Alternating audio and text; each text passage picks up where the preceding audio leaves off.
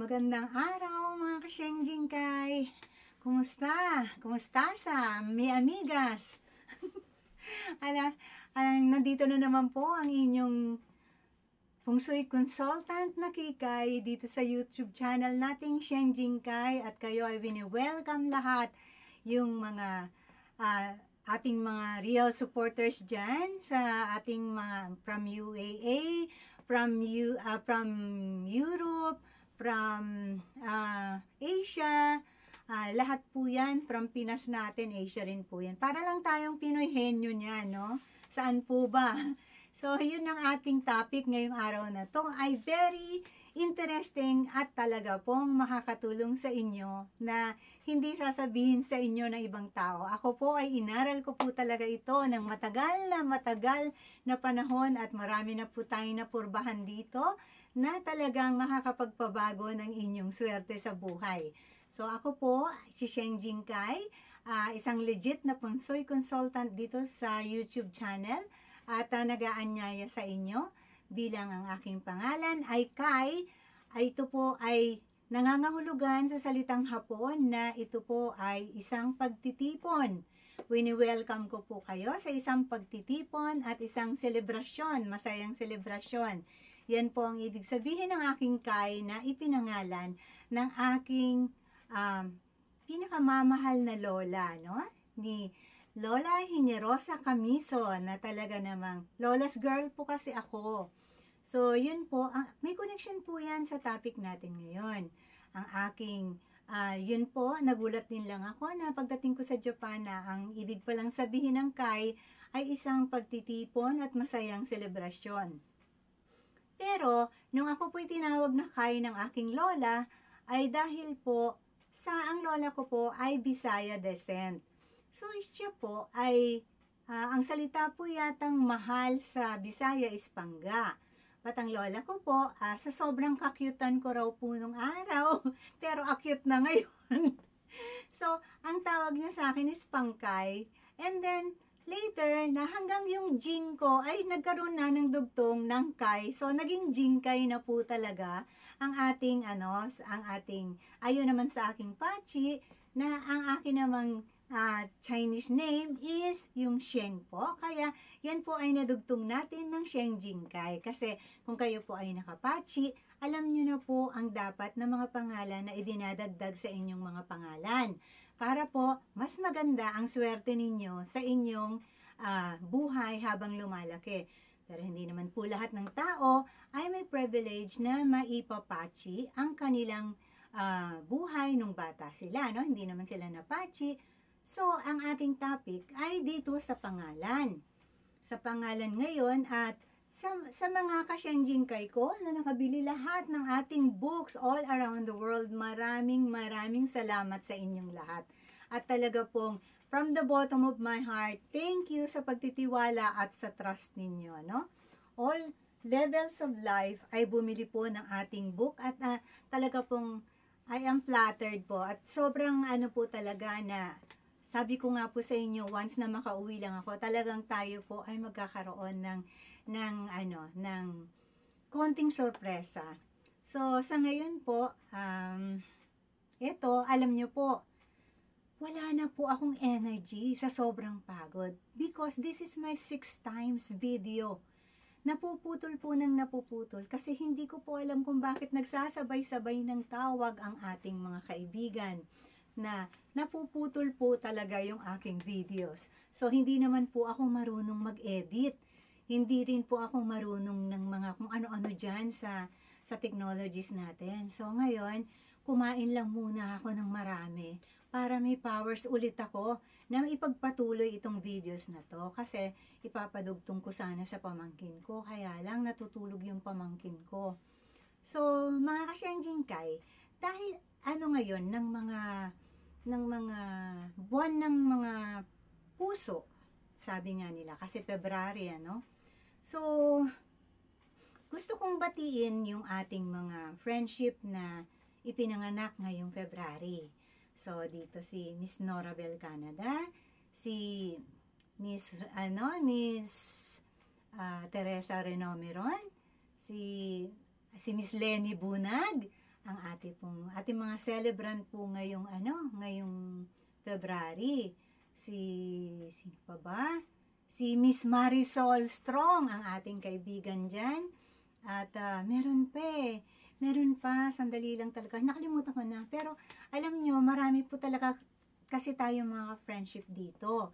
Ngayon, yung mga taga-Japan nga, gusto mo pa shoutout kasi nga lagi daw ako nagsha-shoutout ng mga taga-Pilipinas, pero hindi ako nagsha-shoutout ng mga taga dito sa Japan. So dahil nagbigay sila ng permiso at gusto nila magpa-shoutout, magsha-shoutout po tayo mamaya. At kayo namang mga nadaan lang dito, mag-subscribe na po kayo. At baka naligaw lang kayo, alam nyo, hindi na kayo maliligaw uli sa Feng Shui kapag dito kayo nag-subscribe kasi dito po talaga ang inyong Feng Shui consultant na si Sheng Jing Kai ay may puso, may heart. Kaya po, sana mag-subscribe kayo and please, click the notification bell para po nano-notify kayo pag may bago po tayo. Talaga po namang, at saka sana naman, bigyan nyo naman ako ng motivation. Medyo na-depress ako dun sa huling sa huling video natin. Although binabati ko lang kayo ng happy feng shui ninyo, parang konti lang yung nag-watch sa atin dun sa video na yun, ha? Sabi ko, anyari? Parang nakakapanghina, 'di ba? Alam nyo naman na wala namang naibibigay si YouTube sa atin. So, naikwento ko na yan sa inyo noon na siguro baka yung budget ni YouTube yung 6 na buwan hindi niya pa ako mapakain ng isang budget meal ng McDonald's. Kaya nga sabi ko sa inyo, yung tanging inyong mga likes and subscription, yun ang tanging nakakapagpasaya sa akin at saka yung mga comments nyo. Yun ang nagmo-motivate sa akin para magbigay pa sa inyo. Nasaan na naman yung aking sana narinig nyo. Kasi may nag-doorbell naman. Alam nyo, nung mag-i-start naman ako nito, may nag-doorbell naman. Talagang ayaw akong pag-videohin ngayong araw na to. So, yun nga po, ang ating topic for today is what's in a name? So, yun po ay may mga connection lahat. Kasi, yun nga po, ako po ay ang wini-welcome ko po kayo lahat sa aking Sheng Jing Kai channel. At para matuto at magkaroon ng mas malalim na kaalaman tungkol sa Feng Shui na hindi nyo malalaman sa ibang mga Feng Shui consultant. So, nandito po tayo dahil sa pagmamalasakit at hindi po dahil dito sa ating kikitain sa YouTube. Ang mga nag-iisip po na tayo ay kumakain sa kita sa YouTube, subukan nyo pong mag-YouTube at makakaranas po kayo ng stress. Talaga pong kayo, frustrating po talaga. Pero magagalit si YouTube sa atin. Pero totoo po ito. Alam nyo po, kahit kiddie meal, hindi pa ako mapakain ni YouTube. So, kaya kayong mga nag-a-assume, no, na ang yaman-yaman ko dahil kay YouTube. Hindi po. Talaga pong, I'm just reaching out to you, no, para meron naman po kayong matutunan at hindi na kayo naliligaw sa tamang Feng Shui at maging very progressive na ang ating bansa, tayong mga Pilipino na talaga namang kahanga-hanga ang kakayahan, no? So, yun po ang ating topic ngayon. Ano nga ba ang mga natin sa pangalan natin? Kasi, hindi naman po tayo ang pumili ng ating mga pangalan. Ipinangalan lang ito sa atin ng ating mga magulang. At tayo rin naman bilang mga magulang na, ipinagpangalan din sa ating mga anak. Pero, minsan po kasi, kagaya dito sa Japan, after the war, no? Ang mga Japanese people ay nagpangalan ng mga anak nila ng 1, 2, 3, yung mga ganun lang po, 4, 5, para madali nilang matandaan ang pangalan ng kanilang mga anak. Tayo namang mga Pilipino, dahil tayo ay na-colonize tayo ng Spaniards, so alam nyo naman ang naging epekto sa atin ng mga Spaniards ay naging sobrang relihiyoso po tayo, no? Ako hindi po. Sobrang naging relihiyoso ang karamihan sa mga Pilipino. So, nakadepende na tayo lahat tungkol sa simbahan. tayo po ay ang pinapangalan natin sa mga anak na mga masyado ng sa pagkarelihiyosa. Minsan namamali yung kagaya ng hindi ko mapaniwalaan na merong magpapangalan, may isang nanay na magpapangalan ng Dolores sa kanyang anak. Kasi po, ang Dolores is a sorrowful. Kasi po, 'di ba, yung during the death of our Lord Jesus Christ, ang nanay niya is talagang nagdadalamhati. Yun pala sa Tagalog yun, no? Dalamhati ang ibig sabihin ng Dolores. So, may mga magulang na nagpangalan ng kanilang mga anak ng Dolores. Yan naman ang hindi ko maintindihan, kasi siguro that is the farthest name na ipapangalan ko sa aking anak, no? Ang aking pong anak, kagaya po kunyari, yung mga pinapangalan natin ng mga banal sa ating mga anak, kagaya ng magpapangalan tayo ng pangalan ng mga santos. Pero kailangan po nating makita at talagang aralin ang mga pinagkunan natin ng pangalan ng mga anak natin. So, may mga old-fashioned names tayo. Excuse me kasi pang-anim ko na po to, kaya yung lalamunan ko gasgas na. Yung ating mga pinapangalan, kailangan po talaga nating aralin ito. Nakasalalay po sa atin ang swerte ng ating mga anak. So, kapag old-fashioned po tayo, pwede tayong magpangalan ng yung talagang mga sinauna, yung mga pero wala pong masama doon. Walang masama doon. Ang pakiramdam ko nga, yung sa mga kasalukuyang henerasyon, mga generation po kasi ngayon is, ang mga pangalan ng anak is too fancy. Yung parang, paano ba sabihin ng parang too fancy? Parang hindi makabuluhan ang mga pangalan. Pagandahan na lang ang pangalan ngayon ng mga tao. Pero not knowing na ang pangalan ay may malaking impact sa atin, sa buhay natin. So, ang mga kagaya ng pinangalanan ka ng mga dating mga pangalan ng mga naging pangulo, naging presidente, naging bayani, yung bang nagkaroon ng malaking kabuluhan at silbi sa mundo natin, yan maganda pong mga pangalan yan, mga maswerte po yan. Tapos, yun naman pong mga, na, kunyari, nagpapangalan po tayo ng mga banal, na mga santos, na sa ating mga pamilya, isipin po natin na, kagaya po ng mga Teresita, Teresa, ito po ay ipinangalan sa isang mongha, Ito po kasi ay pinagsimulan, kung ibang Teresita po or Teresa ang pinagsimulan ng inyong mga ibinigay na pangalan, yan po ay may ibang ibig sabihin, kagaya po ng sa aking anak. I-example ko po sa inyo, ang akala ng iba, dahil ako po ay fans ni Michael Jackson or ni Michael Jordan.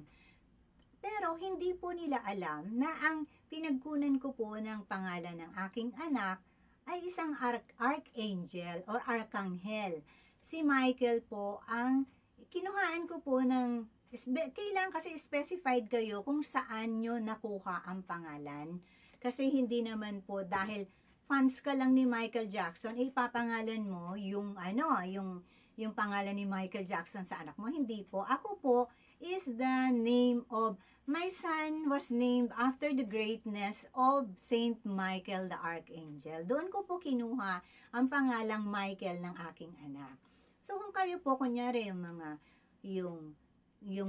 kay Santa Teresa, mga ganun po, yung mga natin, kasi kinukuha natin sa Santos. Pero kung titingnan nyo, kagaya po ng Lorenzo, 'di ba? Yung San Lorenzo Ruiz. So, siguro nga, magkakaroon ng malakas na pananampalataya sa Panginoon ang magiging anak natin, ang papangalanan natin. But then, alam nyo po, kung titingnan ninyong mabuti, ang buhay ng mga santo ay nagdusa po bago sila nabasbasan. Kaya sila na nabasbasang maging santo ay dahil sa malaking pagdurusa sa buhay nila. So, kung magpapangalan po tayo ng mga ganito sa mga anak natin, iaasahan din po natin sa feng shui na magre-reflect din po yung mga pagdurusa na yan. Yung mga talagang, hindi yung mga kanilang sufferings na dadanasin. So, hindi ko naman kayo sinasabihan na hindi na kayo magpapangalan nito. But siguraduhin nyo pong inaaralin nyo ang bawat ipapangalan ninyo sa inyong magiging anak. Dito po sa Japan ay marami na ring kaso na ang una, ang magulang po ay inihabla ng gobyerno dito sa Japan kasi ang kanyang anak ay gusto niyang pangalanan ng parang kung sa term natin is Lucifer, ano? So, ang gobyerno ang hindi pumayag na ipangalan sa bata yon kahit na yun ang gusto ng mga magulang. Kasi, alam naman natin na ito ibubuli sa eskwelahan, no? Kapag yun ang ipapangalan sa kanyang anak. So, yun ay hindi pinahintulutan ng gobyerno ng Japan. And then, meron naman pong, nitong lately lang, na merong isang high school student na ang pangalan ay, sa salita po natin, ay Prince, no? So, Prince, Prinsipe. So, yun po ay ipinapalitan ng bata. Yung bata po mismo ang nag-file na gusto niyang palitan ang pangalan kasi hindi po, nabubuli po ang bata dahil, kumbaga, ang Japan po ay monarch. Monarch po kasi dito, may prince, no? May prime minister, may emperor, so may prince. So, ang ibig sabihin kasi ng ipinangalan dun sa bata is my prince, no? Sa salita natin. So, yung mga ganong salita, ginagamit lang po dito sa syempre anak ng emperor. Hindi po yan sa mga monarch lang po, royal blood lang po. So, hindi po yan pwedeng gamitin ng mga ordinaryong tao. So, ganon din po yung sa atin, no? Maging maingat tayo sa paglalagay ng pangalan sa ating mga anak. Kasi ang mga anak natin ang merong magdadala noon na akala po kasi natin lahat maliit na bagay. Hindi po maliit na bagay yan. Ang pangalan po natin, kaya po ang isang tao napakahalaga po ng pangalan niya. Kaya nga po pag kayo ay nagkakautang, nangungutang kayo at hindi ninyo binabayaran, ako po kapag may binibili sa online, sinasabi ko po, kasi sinasabi nila na bawal ang joy minor, no? So, ako lagi ko pong sinasabi, makakaasa po kayo kasi mas mahal po ang pangalan ko kesa sa na-mine ko sa inyo. So, alam nyo po yung dialogue na ganun. Dapat lahat po tayong bilang tao ganun. Kasi ang pangalan po natin ay ang ating kabuuan, no? Yan talaga yung ating identification, nakasulat sa iyo kahit saan yan. So, kapag kayo ay nangutang, siguraduhin nyo na magbabayad kayo kasi yung pangalan ninyo ay nakasalalay dyan, no? Kung sira na ang inyong pangalan, sira na ang inyong dignidad. Kaya kailangan, pangatawanan natin ang ating magandang pangalan, malinis na pangalan. So, mabalik tayo ngayon dun sa paglalagay ninyo ng pangalan. So, yung, kunyari, may mga kabataan din ngayon na ang mga pangalan ay nakuha na lamang sa mga cartoons. Alam niyo yung mga cartoons. So, pwede rin naman. Pwede rin naman yun kung gusto nyo kung basta medyo heroic lang, yung mga dating ba, at talagang yung matatag na warrior. Yan po yung mga magandang feng shui na pangalan, yung mga matatag, ang na nakita nyo naman yung mga pag sinabi mong Margaret sa babae, no? Napakatatag ng dating, Margaret, no? Yung ibig sabihin, pag sinabi mong, kung napangalanan mo yung anak mo ng mga talagang mga mabibigat na klaseng tao. Abraham, father of all nation, di ba? Yung mga ganun. Medyo sinauna, pero hindi naman yun ang pagiging luma at saka bago. Pwede mo namang bigyan ng nickname yan na maganda-ganda. At saka kung ano ang nagagawa ng tao, no? So, ito ngayon yung mga nagpapangalan ng mga yung mga artista, kunyari, dahil lalo na tayo ngayon na talagang yung nilulook up natin yung mga artista. So, kunyari, pinangalanan mong David yung iyong anak. Pero ang nasa isip mo ay isang artista na David, no? Alamin mo naman kung ano ang hindi pala kay King David kinuha yung pangalan. Dahil lang may nagustuhan kang artista. In fairness, no? In fairness, crush ko po si David Limcauco ba? Basta yung siya artista dyan sa Pilipinas. Licauco, David Licauco, no? Crush ko po yan. Ang pogi niya talaga, no? Pero, yan, sa bagay, siya rin naman, maano siya, businessman siya, kumbaga.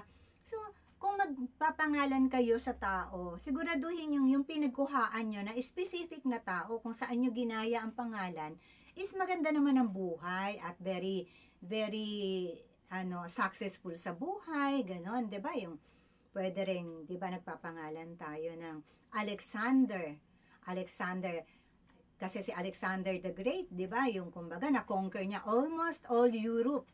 Tapos 'di ba, yung mga ganon na mga pangalan, matitigas na matitigas na talagang mga kayang tumayo, no? Yung bigyan natin ng bigat yung pangalan ng ating mga anak dahil hindi naman nakapatsi tayo nung ipinanganak. Kasi kung tayo ay nakapatsi agad pagkapanganak natin, alam natin kung ano ang mga pangalan na magdadala ng swerte sa atin dahil alam natin kung ano ang kulang na elemento nung tayo ay ipinanganak or ano naman yung mga sobra-sobrang elemento na nandyan sa atin nung tayo ay pinanganak para maibalance lahat yan at maging maganda ang swerte. Iyan po ay binabasa sa patsi. Ngayon po, eto ngayon ang ating no? Sandali lang. Kasi, isa-shoutout ko lang yung mga narito sa Japan, baka magtampo. Inoue, shoutout kay Miss Inoue, Lenny Vida, Rachel Hikita, Fedeline Kawai, Janet Kamaya, Victoria Belado Yasuy, Juliet Bueno Kondo, Jimmy Tamura, Myra Mori, Miss Cookie Nishiyama, Caroline Mizusawa, Helnor Nagira, Bemia Masaki, Sherry Ramirez, and Miss Daisy Nishida, and to my cousin Arlene Aray. How are you? So, mga dyan, kasyengingkay natin dito sa Japan, kulang pa po yan. Hindi ko pa po nabanggit yung iba. Maraming salamat sa pagbili ninyo ng libro. So, alam ko ngayon na i-apply nyo na ng maayos yan.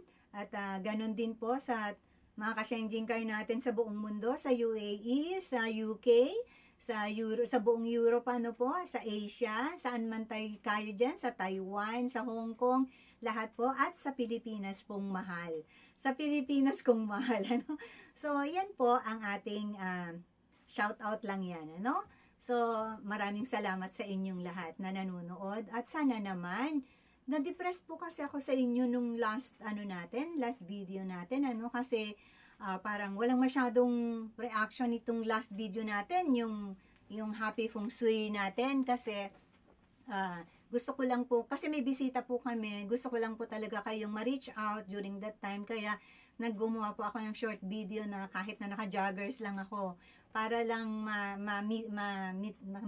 mapanood kayong video ko. So, busy-busyhan, alam niyo na, magandang tao lang, nagbibisi. Yan ang na-miss nyo, pagiging kikay ko, kala nyo seryoso na?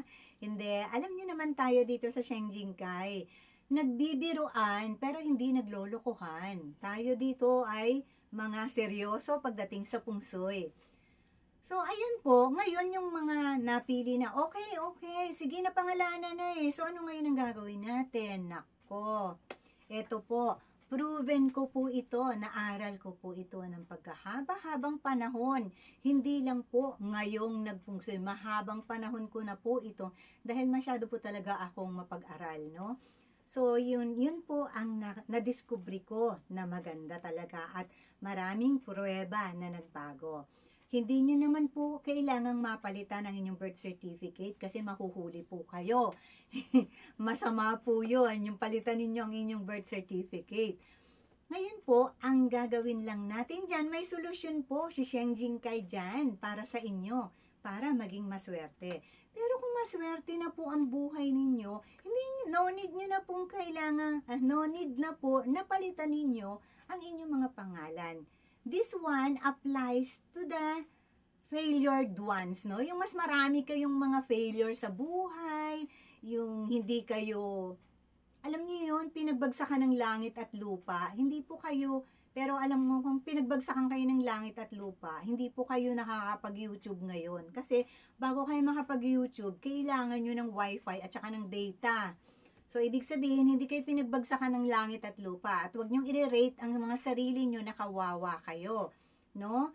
Alam niyo, may mga nag-PPM sa akin na nagsasabing kawawa sila. But then, alam niyo, hindi po kawawa. Huwag niyo pong i-rate ang sarili niyo na kawawa. Alam niyo, hindi naman niya kasi gustong ano siya, no? Ever since, hindi niya naman gustong i-ano ko siya dito sa pangalan dito sa YouTube, no? Marami po kasi tayong mahiyain ng mga kaibigan. So, yung hindi ka po kawawa, maswerte ka pa rin po kasi meron kang hinuhulugang bahay at lupa. Kasi kung kawawa ka, wala kang hinuhulugang bahay at lupa. Yung mga nangungupahan, hindi po kayo kawawa kasi may nangungupahan pa po kayo. Ang nakakaawa po na ratings, yung ratings ng nakakaawa ay yun pong nasa, yung mga homeless, yun pong, alam nyo, na-realize ko po that I am so blessed kasi we must count our blessings always. Huwag po tayong padadala sa emotion na akala natin, na-realize ko po how blessed I was, how blessed I am, when nakapanood po ako ng documentary, yung isa pong bata, dyan sa Pilipinas, not only isa, no? Marami sila. Yun po palang mga tira nating pagkain sa Jollibee or sa McDonald's na mga tira natin dyan. Pinaghahalo-halo na pala, parang kanin baboy, ano po? Sama-sama yan, inilalagay sa balde. And then, alam nyo, napanood ko po na yung mga bata, yung mula dun sa balde, doon sila kumakain. And then, you will realize how blessed you are in your life. Kasi, yun po talaga ang ratings ng nakakaawa. Yung hindi po kayo nakakaawa kung nakaka-afford pa kayo ng kahit na ano. Kasi yun pong mga batang yun, pagkain nila is, doon na lang. Can you just imagine, let's be honest, kaning baboy na po yun. Yung pinagsama-samang tira ng mga tao. Pero kinakain, yun po ang mga tunay na nakakaawa. Pero alam nyo kasi minsan, kahit na may mga kababayan tayo na hindi na maganda ang sitwasyon, tinatamad rin po silang i-apply ng tama ang kanilang feng shui. Alam nyo, minsan laziness na rin po talaga ang nagtutulak ng kahirapan sa Pilipinas, no? Kasi alam nyo kung marami po talagang mahihirap na yung talagang Cinderella story, kumbaga, tapos from rags to riches, kasi yung mga masisipag, kasi alam nyo, yung kasama po yan sa swerte, kung kayo po ay nakapatsi. Alam nyo po kasi may 3 klase ang pag-asenso ng tao, ang pagkapanganak sa kanya, may 3 klase po yan. Yung heaven luck, yun pong ipinanganak na tao na talagang siya ay given na siya ay mayaman, no? Siya ay magiging very blessed. And then merong yung nagpapakahirap para pinupungso yung sarili, para umasenso, ayan po. And then yung pangatlo po natin, yung mankind luck, no? Yun yung pong pinaghihirapan na lang talaga na yung nagkakayod na alam nyo po, totoo po yan. Marami pong magtatawa sa inyo sa feng shui. Marami po talaga na hindi, kasi nga po, na brought up po kayo na mga feng shui na lihis. Yung bang sasabihin feng shui yan po. So, kapag yun po ang natin, pagtatawanan na lang po ng tao talaga dahil sasabihin lang niya na, naku, na naman yung mga feng shui na yan. Pero alam nyo, kung i-apply nyo talaga ng tama ang feng shui, sinasabi ko po sa inyo, in 3 years, mararamdaman nyo na po na iba na ang buhay nyo. Merong mas mabilis pa dyan. Merong kasi iba-iba po tayo ng purpose kung bakit tayo nagpo-feng shui. Ako po, all my life, ang naging purpose ko po is to find happiness. To find happiness. So, yung happiness po yun, ang reason kung bakit ako nag-feng shui sa sarili ko. No? That's why I studied feng shui kasi yun ang aking Hindi ko po malaman kung lumalaki ba ang damit ko o ako ang lumiliit. Commercial lang. So, yun ang natin, maraming marami sa atin yung tamad mag-apply. Tamad mag-apply ng tamang feng shui. At dito po sa mga nakaraan nating mga buyers, naisip ko rin po, marami pa rin po pala tayong mga kababayan na submissive, ng mga babae, no, mga kababaihan na submissive sa kanilang mga asawang lalaki. Kasi I was thinking na sa generation natin ngayon ay equal na ang level ng babae at saka ng lalaki, no? So, kasi ina-advise ko sa mga tao na ang relasyon po, ang pamilya, ang may hawak po ng pamilya ay ang mga asawang babae, hindi po mga lalaki. Ang mga lalaki po ay naghahanap buhay. Sila po ang nagdadala ng ikabubuhay ng pamilya. Pero ang atin pong, tayo pong mga babae ang nag-e-enhance ng kagandahan ng buhay. Babae po, asawang babae po ang may hawak ng loob ng bahay. So, yun po ang ating mga obligasyon para ma-enhance ang ating mga asawa, ma-enhance ang ating pamilya, ma-enhance ang ating pamumuhay. Kasi po, yung ating pamumuhay, syempre, hindi ang lalaki, naghahanap buhay po talaga para gumanda, para makapagdala ng ikabubuhay ng ating pamilya. Pero kung tayo pong mga babae, ang mag-e-enhance ng bahay natin, yun po talaga ang magdadala ng magandang swerte sa ating mga asawa at sa ating buong pamilya. So, may mga naano po kasi ako na lahat ng mga desisyon po nila ay nakadepende sa kanilang asawang lalaki. Sana naman ang mga lalaki din natin ay maging understanding din po kayo. Wala pong ibang ninanais, wala pong ibang interest ang inyong mga housewife, kundi ang, mapaasenso ang inyong buhay. Kaya nga po, may mga asawa na sasabihin, oh, gastos na naman yan. Pero alam nyo po, ang mga babae, nasa sa inyo po yan. Kasi, I was thinking, no, siguro nga, maliit lang ang nakikita kong, anong tawag dito, bilang ng tao. Kasi, meron, sa panahon natin, meron pa rin pala talagang submissive sa kanilang mga mister, po. At ang maganda naman po yan, hindi po yan pangit na bagay. Kasi, sinabi rin po yan sa akin ng mother ko noon. Pero, iba-iba po siyempre ang tao. Ngayon, kung mas maganda po, may mga kagaya dito sa Japan. Kaya po dito sa Japan, kukunti po ang mga feng shui, nag-a-apply ng feng shui. Kasi po, ang mga Hapon ay natatakot ang mga Pilipina na makontrahin ng mga asawa nila. Kasi, no, yung gusto nila kung saan matutulog, kung saan nanonood ng TV. So, dito kasi sa Japan, ang mga Pilipina, parang konti lang ang power over Japanese husbands. Pero, sabi ko nga sa inyo, una-unahan lang, takutan lang yan.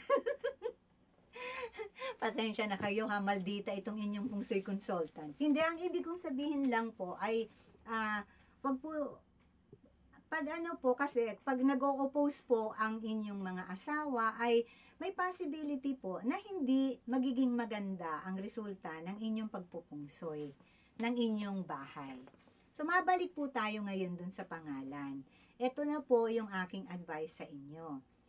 Dahil napangalanan na kayo, napangalanan nyo na yung mga anak nyo, ganito na lang. Kung nakita ninyo na ang inyong anak ay miserable o kaya kayo mismo ang buhay nyo ay medyo miserable at nahihirapang umasenso, ito, makinig po kayong mabuti. Pumili po kayo ng mga pangalan na gusto ninyo at may mga matatag na pangalan. Yun pong kung sino po yung gusto nyong gayahan na pangalan, kailangan alamin nyo kung sino ang mga taong ito. Ay sila ba'y naging successful sa buhay nila, no? Kasi, tapos po, gawin ninyo pong pet name, like me, na ang ginagamit kong pangalan ay yung pet name ng lola ko sa akin. So, yung Jing po kasi is given na yun, yung Jing ko na pangalan. So, yun pong aking kulang naman na element ay yung Sheng ko. Kaya Sheng Jing Kai po ang aking pangalan na ginagamit. So yan po ay ganyan din po ang gawin ninyo. Magkaroon kayo ng pet name. Kasi yung pet name po, yan yung itatawag na sa iyo ng miyembro ng pamilya, miyembro ng yung mga kasamahan nyo, mga kaibigan nyo, yan po ang itatawag nila sa inyo. Pero sa dami naman ninyo, hindi ko naman po kayo mabibigyan. Alam nyo, proven ko po ito. Napakarami ko na pong nagawang kaso na ganito, na naging successful po. Natawid po talaga nila yung kanilang mga burdens, mga hurdles nila sa buhay, yung mga hindrances na mga dreams nila. Kasi po, yun yung yung pangalan nila, ang kailangan bigyan nyo ng mas stronger na pangalan, yung may mas convincing na pangalan. Yun po yung mga magandang palitan ninyo. Kapag kayo parang sa tingin ninyo, sa pakiramdam ninyo ay malas kayo, edi palitan nyo yung pangalan nyo. Hindi po papalitan sa birth certificate at kayo po ay mahuhuli, makukulong po kayo. Palitan nyo po as a pet name ninyo. Kasi tayo naman ay hindi kagaya dito sa Japan na ang apelido ang tinatawag. Tayo naman ay tinatawag sa pangalan natin sa Pilipinas. O di kahit sa buong pamilya lang ninyo, doon lang sa circle of friends ninyo, ipagamit nyo yung pangalan na yon, di ba? Na kayo, ganun na kayo tatawagin mula doon. Yun ang solusyon, yun ang sikreto. Palitan ninyo ang pangalan ninyo. Kung hindi nagdadala ng maganda sa buhay ninyo. Kung meron kayong hindi, pero kung successful kayo, wag nyo papalitan, ha? Hindi maganda yun. Kaya, yan po ang ating sa inyo, na kailangan piliin ninyo, bilutin ninyo yung inyong mga pangalan na gusto. Tapos sa full moon po, ay manalangin kayo ng husto na kung ano yung magdadala ng swerte sa inyo na pangalan. Tapos, bubunutin nyo yon at yun ang gagamitin yung pangalan. And then, kunyari, pumalpa kayo dun sa pangalan na yan, then change again. Kasi kung nakakaramdam kayo within 6 months na hindi pa rin gumaganda yung inyong buhay or 1 year na hindi pa rin nagbabago ang mga pangarap, ninyo pa rin nararating ang mga pangarap nyo sa buhay, then that is the time na papalitan nyo yan. Ibig sabihin nagkamali kayo. And then one day, madja-jackpotan nyo rin yan, yung tamang pangalan para sa inyo. Kasi yan po talaga ang pangalan natin, ang may pinakamalaking impact sa buhay natin. So, dahil hindi tayo ang nakapamili ng sarili nating pangalan, so, wala tayong magagawa doon. Kundi, pangalanan ng sarili natin. Pangalanan nyo yung sarili nyo. Kasi, yun ang makakapagpabago ng ano ba yung sabi? Ng mga walang katapusan ninyong problema. Kasi, alam nyo minsan, kahit naman hindi kayo ganun ka-unfortunate, no? Minsan, na lang tayo na dahil hindi natin kasing angat ang ibang tao, lagi kasi natin kinukumpara sa iba. Karamihan po sa Pilipino ay mahilig magkumpara ng buhay sa ibang tao. Yung mga tao pong yun ay mas naging ang pagsisikap kesa sa inyo, kaya nila narating yan. So ngayon, kailangan nyo rin talaga ng mas higit din na pagsisikap, di ba? Yun, so, yung ninyo, pangalan man, maumpisahan nyo man lamang yan sa pangalan ninyo, ng pagpapalit ng pangalan nyo. At, syempre, kung napalitan ninyo ang inyong pangalan, magkakaroon din kayo ng ibang mindset, no? Kapag napalitan ninyo ang inyong pet name, magkakaroon kayo ng panibagong mindset, panibagong environment. Kasi iba na po yung naririnig ng brain ninyo na pangalan na tinatawag sa inyo. So, nagkakaintindihan po ba tayo? We don't search peace outside, no? Ang peace po, ang peace of mind po ay nasa ating kalooban. So, yung ating kalooban, kailangan muna nating kalmahin. Yung naghahanap po tayo ng pag-asenso sa labas, ang katahimikan sa labas, ay ang success sa labas, hindi gawin po muna ninyong successful, gawin po muna ninyong fulfilled ang kalooban ninyo bago nyo hanapin sa labas yan. Kasi yan po ang ating obligasyon sa ating mga sarili. Ang gawin nating successful ang ating mga sarili. Di ba nga po? Di ba? Ang sabi ni Bill Gates, kapag ipinanganak kang mahirap, hindi mo kasalanan. Pero pag namatay kang mahirap, kasalanan mo talaga yan. Wala nang ibang sisisihin pa dyan. So, mga ka-Shenjingkai, ito na muna ang ating video sa ngayon. Ano? Mula ngayon, one video, one topic po tayo para hindi tayo maguluhan hanggang sa susunod nating mga tips. At sabihin nyo naman sa akin minsan kung ano na yung mga pinalit nyong pet name ninyo. Okay, sige. I love you guys.